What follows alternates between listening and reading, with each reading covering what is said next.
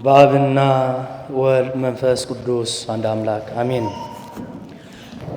ቅዱስ ሐዋርያ ጳውሎስ በአንደኛ መልእክቱ እንደጻፈው እግዚአብሔር አብ አስቀድሞ ያወቃችሁ በመንፈስ ቅዱስ የተቀደሳችሁ ለኢየሱስ ክርስቶስ ትታዘዙና በደሙም ትረጩ ዘንድ ለተመረጣችሁ ለእናንተ ሰላምና ጸጋ ይብዛላችሁ።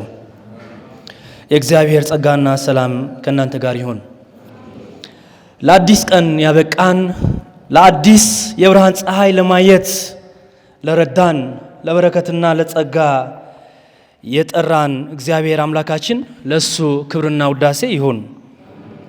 ዛሬ ከትንሣኤ ቀን ጀምሮ 8ኛ ሳምንት ሆኖ ያከበርን እንገኛለን። እስከ ዛሬ ድረስ በምህረቱ በጸጋው በበረከት የረዳን ጌታ እግዚአብሔር አምላክ አሁንም ለሱ ምስጋና ይሁን።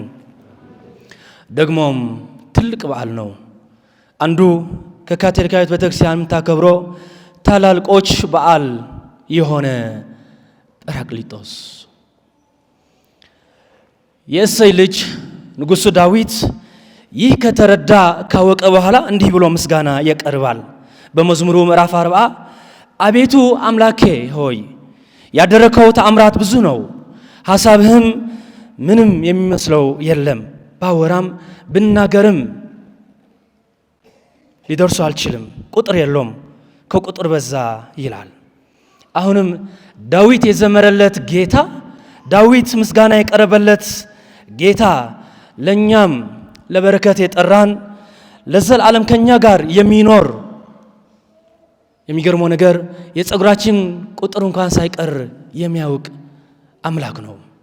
እሱም የእግዚአብሔር አብ አንድ ልጅ ጌታችን ኢየሱስ ክርስቶስ ነው። እሱም ቅዱስ መንፈሱም የሰጠን ነው።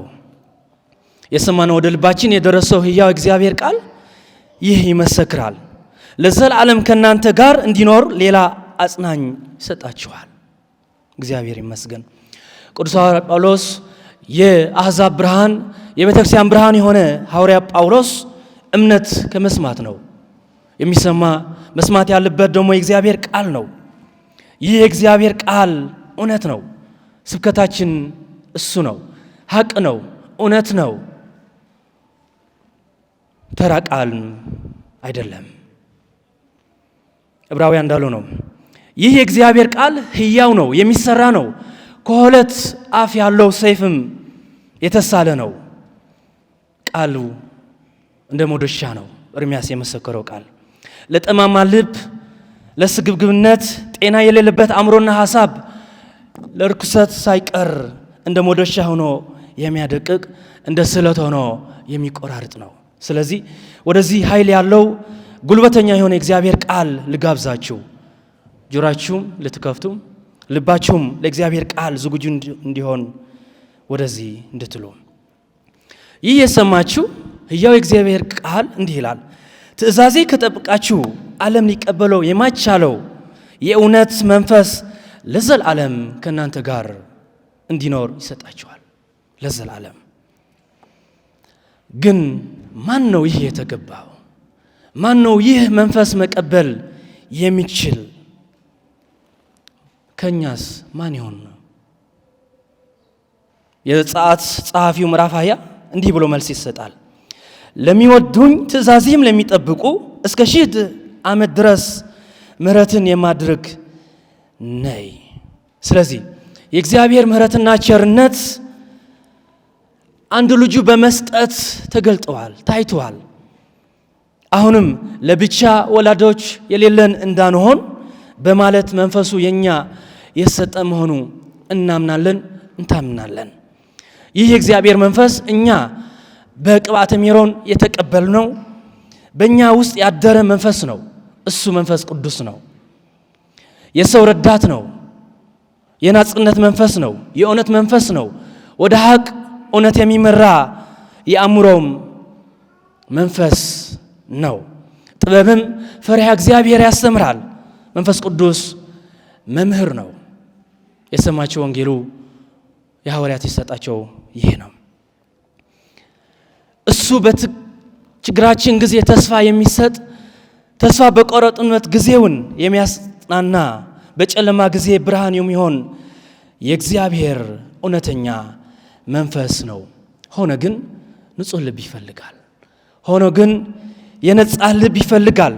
ሲጀመር እኛ እንደ ሰዎች ከእግዚአብሔር የተሰጠነው ትልቅ ጸጋና የተጠራነው ጥሪ የመንፈስ ቅዱስ ታቦትም ማደሪያ ለመሆን የተጠራነን።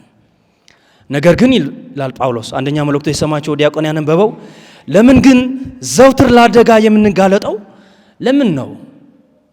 ምን ሆነን ነው? ጴጥሮስም የሚያልፍም እድፍም የሌለበት የማይጠፋ ርስት በሰማይ ለኛ አዘጋጅቷል። ግን ለምን ነው? እውነት መንፈሱ ከኛ ጋር አለ ወይ? እየሰራ ነው ወይ? እንደ ካቶሊካውያን ህይወታችን መንፈስ ቅዱስ የተመራ ነው ወይ? መንፈስ ቅዱስ ተቀብለናል። እንግዳ ነገር አይደለም፣ ከሌላ የሚመጣ አይደለም። ነገር ግን ህይወታችን የሚመራ እሱ ነው ወይ? ክርስቲያን ሆኖ በጥላቻና በቂምታ የሚኖር ከሆነ ገና ክርስትና አላወቀም። ክርስቲያን ሆኖ እንዲሁም ይቅር ማለት የማይችል ከሆነ የት አለ የተቀበሉ የመንፈስ ቅዱስ ጸጋና ስጦታ? ካቶሊክ ነኝ የሚል ግና በሙስና የተጨማለቀ በኃጢአትም የሚኖር ለንስሐ የማይጓጓ ከሆነ የት አለ የተቀበልከው መንፈሱ? ቢያንስ አንዴ በሳምንት ንስሐ መግባት አለብህ። ካቶሊካው ነህ ግና በስጋ ስራ የተሞላ ከሆነ በዝሙት፣ በርኩሰት፣ በመዳራት፣ አስማት፣ ጠላትነት ይላል ቅዱስ ሐዋርያ ጳውሎስ፣ በጠብ፣ በቅናት፣ በቁጣ፣ በመላየት፣ በመናፍቅነት፣ በምቀኝነት፣ በስካር ህይወታችን የምትመራ ከሆነች የት አለው መንፈሱ? አመቱ የመጣ መክበር ብቻ አይደለም። የት አለ የእግዚአብሔር መንፈስ? ነገር ግን ትእዛዙ የሚጠብቅ የእግዚአብሔር ትእዛዝ የሚጠብቅ የመንፈስ ቅዱስ ፍሬ በሆነ ፍቅር፣ ደስታ፣ ሰላም፣ ትዕግስት፣ ቸርነት፣ ይቅር ማለት፣ እምነት፣ የዋህነት፣ በእምነትም በጎንነትን ራሱ በመግዛት ይታወቃል። ስለዚህ እኛስ ከማን ወገን ነን? እናንተስ ከየት ናችሁ? የእግዚአብሔር መንፈስ በእናንተ ጋር የተሰራ ነው ወይስ አይደለም? እኛስ ከማን ወገን ነን? እውነት ቃሉን ትእዛዛቱን የሚጠብቅ ከኛስ አለ ወይ? እውነተኛ የመንፈስ ቅዱስ ማደሪያ የሆነች ነፍስ ሰው ይታወቃል፣ ሳይናገር አፉ ሳይከፍት። ስለዚህ እናንተስ ከማን ወገን ናችሁ? የሰማነው ወንጌል የእግዚአብሔር ቃልም ለንስሐ፣ ለበረከት፣ ለምህረት ያድርግልን። የተባረከ የጰራቅሊጦስ በዓል አድርጎ እግዚአብሔር ይባርክልን።